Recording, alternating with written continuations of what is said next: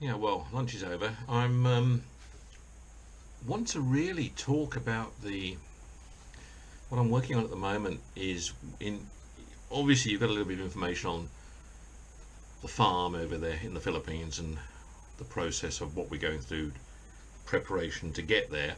The crops we have on the farm, I think I've told you already, are the cocoa, the coffee, coconut, jackfruit, some mango, and a few other indigenous fruit lines.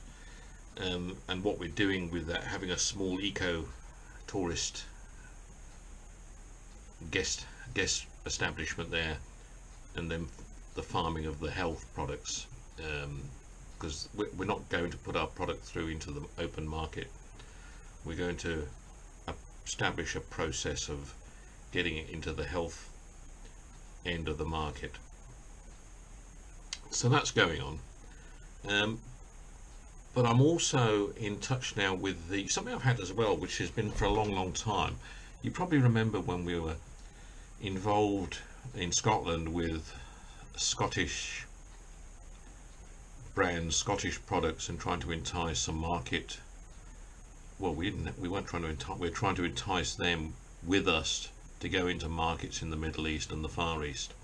And the Philippines again was one of those markets. And if you recall, I did quite a lot of work with um, Scottish salmon companies like Western Ross and a few others, um, to get their commitment to providing salmon for the Horeca market. That's the restaurant market in the Philippines.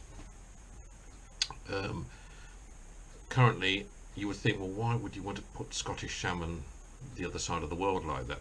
Well, it already is happening in the fact Norwegian salmon is already going out to the Far East in abundance, some of which goes to the Philippines. It's going into the retail sector, into retail supermarkets like Ruston supermarkets, some of the the hyper stores from SM, from Walter Mart, etc.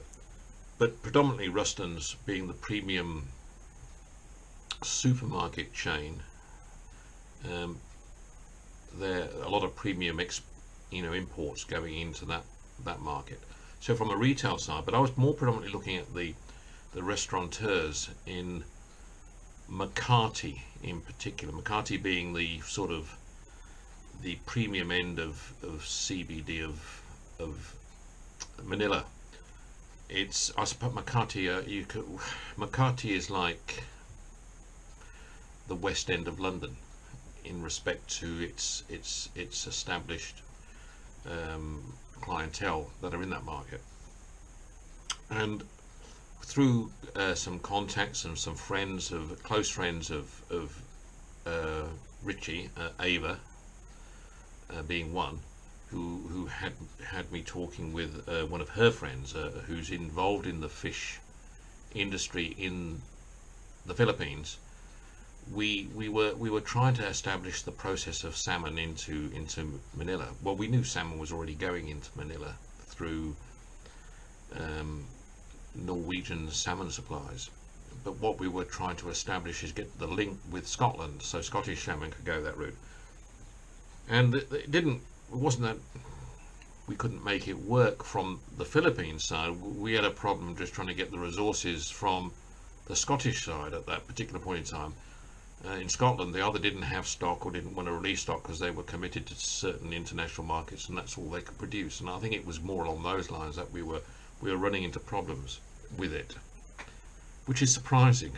You would think there'd be an opportunity, but there again, I suppose if one looks at the salmon sales in volume, it lacked substance in compared with what was coming out of Norway. I mean, Emirates Airlines even had special Sky Cargo freighters going from Oslo through Dubai into places in the Far East, Singapore, Guangzhou in China, and Manila, dropping salmon into these markets. So it was understandable. Anyway, going round in a circle here, it was difficult for me to process that management of the product, being where I was sitting in Chesterfield. But now, with the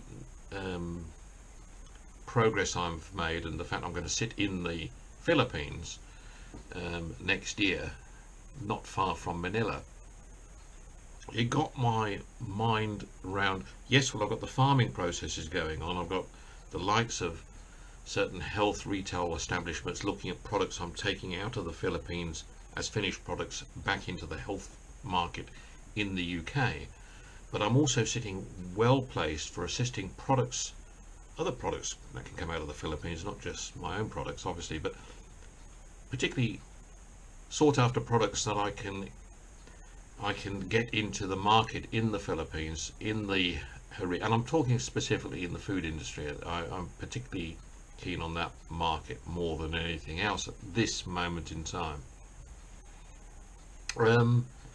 So apart from salmon, there are other things that would be of interest in the retail market, for example. Products like Walker's Crisps, believe it or not, or Weetabix breakfast cereal, or custard creams, believe it or not, biscuits. These are things that would be of a premium catch in the right retail hands in Manila, in Makati, and in the likes of the large supermarket chains that specialise at the premium end, like Ruston's. So, being where I am, I've now started talking with. I'm not talking with people like Weetabix and Walker's Crisps individually, but I thought talking with some of the exporters who sit in this market in the UK, like JHF, who supply that same range of products for retailers in the Middle East and India, could actually supply me in the Philippines to get the product ranges into the Philippines. When we think of the Philippines as well, people seem to think, well, crikey, isn't it a poor nation? Aren't they? Is it a market worth approaching? We have this arrogance in the Western world that we know what we're doing when it comes to retail, which has been long standing, quite honestly. Well, if I say the Philippines, first of all, as a population, there's 100 million people that live in the Philippines. No, probably just under 100 million. Because a good 10 million are living out and about, earning money and sending it back to the Philippines. But let's say there's between 90 and 100 million living in the Philippines. So the population is already bigger than that of the total UK. They have better shopping centres, better shopping malls than the UK have. I would put the best shopping mall. What is the best shopping mall in the UK? Trafford Park, or one in Birmingham, or Bluewater. I would put any one of our best shopping malls against a shopping mall in the Philippines. The Philippines would win hands down in terms of its layout, its presentation, the ranges and brands that are in the stores. It's superior in every possible way. Yes, we may have had shopping malls a lot longer, but that part of the world, the Philippines, but not just the Philippines, other countries in Asia as well, have come a long way in retail development, and they have some of the best now. There's some of the best shopping facilities in the world. They've also seemed to have retained their street markets, and let's call it the informal trading is still very much going on in that part of the world. So they haven't just enhanced shopping in the supermarkets, hypermarkets, department stores, and large air-conditioned shopping malls in not just in Manila, across all the towns and cities across the Philippines. They've retained that trading of the informal sector, so small shops. In South Africa we call them spaza shops, and that's something else that the UK has failed to drive in their economy with legislation they've put in. You know, what we've done is we've killed our small trader stroke entrepreneurs in the UK. We've killed localization of retail and trading in general, and we've just licensed everybody to be too difficult, too hard, impossible to do in every way. We've thrown so much legislation at things over the years, over the decades, that we've killed it, and we hence why we've killed our high streets. You know, we've killed. I don't want to go into that again because you know my views on the high streets in the UK, but that's what's killed it. If you go to places even like South Africa, which is going through a shocking time in its economy, it's got nothing to do with trading, it's more to do with politics there, but their informal trading sector is the strength of their economy, as it is with the Philippines and most countries in Southeast Asia, as it is with most countries in South America as well. Your informal trading sector is the backbone of your economy and your society, in your growth. When I go to the Philippines and I go around the local towns and villages and stops, supporting locals with their local fruit they're selling in front of their houses, local finished products. They don't just sell local fruit, they sell fruit tarts, they sell fruit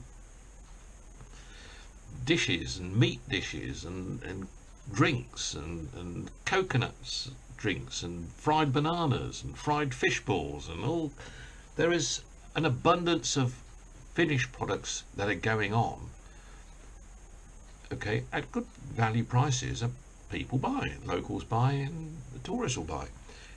That's what we don't have and the same can be said for Africa, not to the same degree, but it's there as well. And that's what will generate the economy and make it grow. That's what we need. You know, for example, in South Africa, talking to a South African, we're talking about the decline of Massmart at the moment. You know, they're closing down Game. They've already closed down Dion. They're reducing the size of Game. Macro are still doing okay, and Builders Warehouse are doing relatively okay-ish. But the future of Macro and Massmart and the future of Africa generally, South Africa, is about reaching out to small spaza shops and small traders, and if they aren't there already, creating them, making them happen. You've got to look for those entrepreneurs who want to sell products and help them get started. As a wholesaler, you've got to help them get started in their area, build that environment, build that economy. That's the way you do it. You've got to help in that process of building the economy. So that's why I say it's the core of the economy. That's where it starts. And that's why we have a problem in the UK, because we've lost all that over the decades. We've lost all that, and now the big boys are closing down. And people are saying, oh, what are we going to do? What are we going to do? We don't know how to, because no one knows how to do it anymore. No one knows how to do the basics in trading. We've lost that. That other video I sent out, I mean, the guy makes reference to Raymond Ackerman, who kept in touch with his business when he was running it, because he would spend time walking through his stores, talking to his customers, talking to his staff, getting feels ongoing. And quite honestly, that's how it used to work. I mean, as a store manager, I would spend 80% of my time on the floor, 90% of my time on the floor. When I was an operations director, I used to spend most of my time in the stores. I was told I was spending too much time in the stores. I must administer more and I must let other people do that. Well, I don't believe in that. I believe you've got to spend your time in the business with your sleeves rolled up. That's where it happens. That's where the wheels hit the tarmac, as they say. And if you lose touch with that, you lose touch with your business as a whole. And it's, well, it just, that's where it's gone with the UK. Well, I remember when I first came to Staveley, and Morrison's was flourishing in Staveley. And it had an old, I describe him as the old-fashioned manager. He was a guy probably about my age, probably a bit younger. But he was always, you would always see him around the business. He was behind the tills on a Saturday. He was always talking to customers. He was directing his team around him constantly on the floor, looking at products. He knew what was going on. He had his fingers on the pulse continually. He knew what was going on, and he was solving problems on the spot. He was sorting out customer issues on the spot. He was making decisions on the spot as things were happening. And after about a year or two in the early years when we were here, he suddenly was gone. I don't know if he retired or he was, I don't know. And they started having other guys coming in, and ladies as well. But it lost its, people were too busy looking at iPads, or they weren't seeing at all. And there was no, the personality of the store was lost, and it wasn't such a good shopping experience either. So why is that such a surprise? Things were just no longer available, or they were shabby, or they were badly positioned, or the pricing was wrong, or there was always a problem. And we all know why. People lose touch with it, and that's what's happened. Our business is a disappointing mess. Anyway, getting back to the Philippines. For producers in this market over here, I want to see producers export their products to places like the Philippines, which is outside the EU, and make a success of it. That's what they've got to start doing. Not just the Philippines. There's other countries in Southeast Asia. Before they go into the big world of China, you know, the 1.6 billion population of China, and trying to market themselves in there. Come and talk to me about the Philippines, and let's see where we can direct some business for you. But at the same time, think about what I've just said to you about the market here. How we can fix it, what we can do to fix it. Because clearly it's not going to be the same as it was, and we have to go a different route going forward. Talk to you again soon. Bye-bye.